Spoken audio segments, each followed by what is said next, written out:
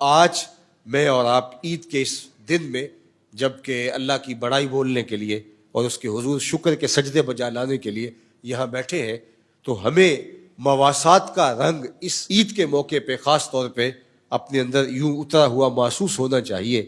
کہ صبح سے لے کر شام تک کھانے اور پینے کا سامان میسر ہونے کے باوجود اس کو استعمال نہ کرنا، تو شام کے وقت کس قدر طبیعت مزمحل اور نڈھال ہو جاتی ہے۔ ہم اس مواسات کے ذریعے سے جو احساس اس کے نتیجے میں پیدا ہوا، تو ذرا غزہ کے اندر تڑپتے ہوئے جاں بلب لوگوں کی زندگیوں کا اندازہ کر سکتے ہیں کہ ہم تو افطار کے وقت انواع و اقسام کی چیزیں اپنے سامنے رکھ کر کے کام و دہن کی تسکی کا سامان کر رہے ہوتے ہیں، لیکن وہ خون میں لت پت لوگ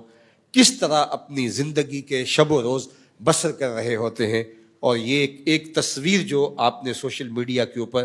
گھومتی ہوئی دیکھی، اس نے تڑپا کے رکھ دیا کہ انسانی بے گور و کفن پڑی ہوئی لاشوں میں سے ایک بچے کی لاش ایک کتا اٹھا لیتا ہے اور غزہ کی گلیوں میں، بازاروں میں اور صحراؤں میں گھومتا ہے۔ آج انسانی تقدیس کے قصیدے پڑھنے والے کہاں ہیں؟ آج انسانی تقدس کی بات کرنے والے کہاں ہیں؟ آج پوری دنیا کے اوپر قیامت کیوں نہیں آ گئی؟ تو یہ بات تو کم از کم طے ہوئی کہ دنیا دوہرے معیار کے اوپر گامزن ہے۔ دنیا کے اوپر معیار الگ الگ ہے، مسلمان کے لیے الگ معیار ہے اور اپنے ہم مذہب لوگوں کے لیے الگ معیار ہے۔ ہمارے سامنے کشمیر کا مسئلہ بھی ہے جو ایک مدت کے ساتھ مسئلہ لا ینحل کے طور پہ موجود ہے۔ اس کو 75 سال سے زیادہ عرصہ بیت گیا ہے، لیکن یہ حل نہیں ہو رہا۔ اور اس سے ملتا جلتا مسئلہ مشرقی تیمور کا تھا، وہ چٹکیوں میں حل ہوا۔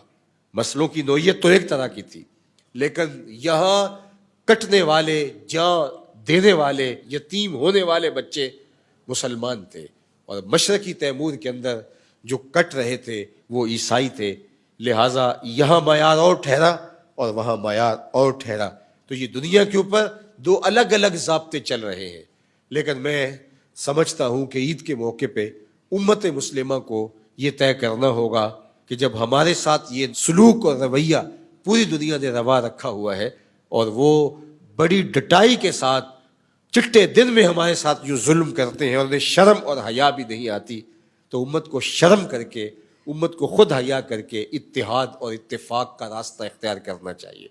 امت راست اقدام ہو جائے، صرف اتحاد اور یگانگت کے راستے پہ آ جائے، مجھے یقین ہے کہ ایک گولی بھی نہیں چلانی پڑے گی، اللہ مسلمانوں کو سرخرو فرما دے گا۔ لیکن ہم اپنے مفادات کی دلدل میں پھنس کر کے تفریق در تفریق کے عمل سے گزر کے ہمیشہ شر اور ظلم کے نظام کا حصہ بن گئے۔ اللہ تعالیٰ کی بارگاہ میں عید کے اس مبارک اجتماع کے موقع پر آپ سارے لوگوں کی آمین کے ساتھ دعا ہے کہ اللہ، ہم تیرے حضور ملتجی ہیں عید کے اس مبارک دن اپنے غزہ کے اندر تڑپتے ہوئے ان بھائیوں کے لیے، اللہ ان کی مدد اور نصرت فرما